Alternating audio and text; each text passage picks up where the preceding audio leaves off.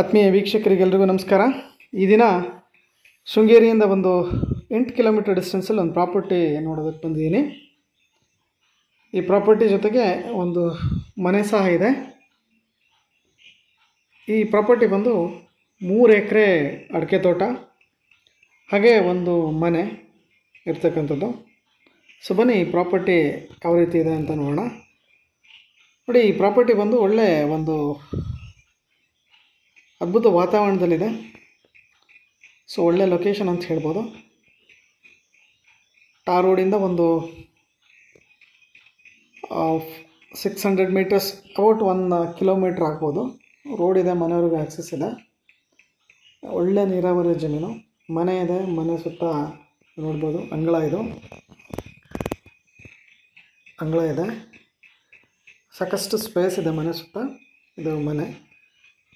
So ನೋಡ್ಬೋದು, ಅಂದರೆ ಮನೆ ಗಟ್ಟಿಮುಟ್ಟಾಗಿರ್ತಕ್ಕಂಥ ಹಂಚು ನಾಟ ಹಾಕಿರ್ತಕ್ಕಂಥ ವಾಸ ಮಾಡ್ತಿರುವಂಥ ಮನೆ.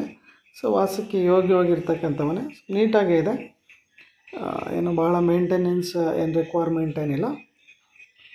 ವಾಸಕ್ಕೆ ಯೋಗ್ಯವಾಗಿರ್ತಕ್ಕಂಥ ಮನೆ, ಕೊಟ್ಟಿಗೆ ಮನೆ ಎಲ್ಲ ಒಂದು ವ್ಯವಸ್ಥೆ ಇದೆ. ಹೀಗೆ ಮನೆಯಿಂದ ನೆಕ್ಸ್ಟು ಒಂದು ಅಡಿಕೆ ತೋಟ ಇದೆ.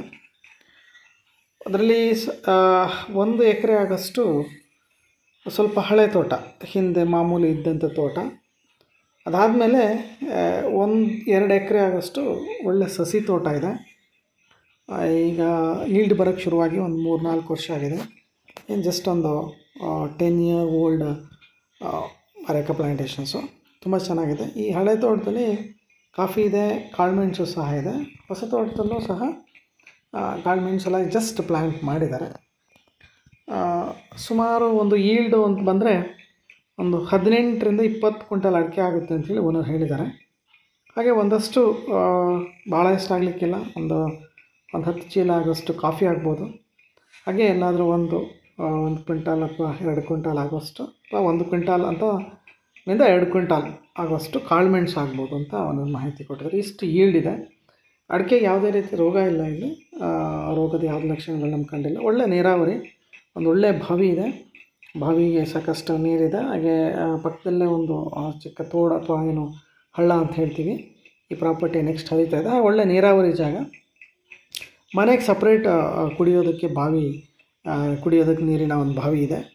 ಸೊ ಇದು ಈ ಬಾವಿ ನೋಡ್ತಾ ಇರೋದು, ಇದು ಬಂದು ತೋಟಕ್ಕೆ ಸ್ಪ್ರಿಂಕ್ಲರ್ ಮಾಡೋದಕ್ಕೆ ಯೂಸ್ ಮಾಡಿರ್ತಕ್ಕಂಥದ್ದು. ನೀವು ನೋಡ್ತಿರ್ಬೋದು. ಒಳ್ಳೆ ಸಸಿ ತೋಟ, ಒಳ್ಳೆ ಈಲ್ಡ್ ಇದೆ.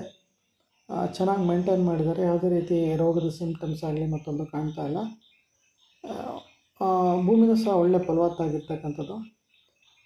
ತೋಟ ತುಂಬ ಚೆನ್ನಾಗಿ ಮೇಂಟೈನ್ ಮಾಡಿದ್ದಾರೆ. ಸೊ ಈ ಪ್ರಾಪರ್ಟಿಗೆ ಸಂಬಂಧಪಟ್ಟವರು, ಆಸಕ್ತಿ ಇರೋರು ಡಿಸ್ಕ್ರಿಪ್ಷನ್ ಬಾಕ್ಸಲ್ಲಿ ಇದರ ಡೀಟೇಲ್ಸು ಮತ್ತು ನನ್ನ ಕಾಂಟ್ಯಾಕ್ಟ್ ನಂಬರ್ ಹಾಕಿದ್ದೀನಿ, ಕಾಂಟ್ಯಾಕ್ಟ್ ಮಾಡ್ಬೋದು. ಹಾಗೆ ಪ್ರೈಸು ಸಹ ಡಿಸ್ಕ್ರಿಪ್ಷನ್ ಬಾಕ್ಸಲ್ಲಿ ಇರುತ್ತೆ.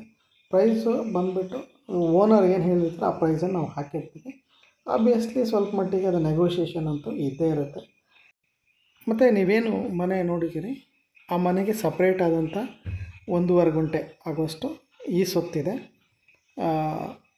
ಅದಕ್ಕೆ ಸಪ್ರೇಟ್ ಡಾಕ್ಯುಮೆಂಟ್ ಇದೆ ಮನೆಗೆ. ಅದು ರಿಜಿಸ್ಟರ್ ಆಗ್ತದೆ.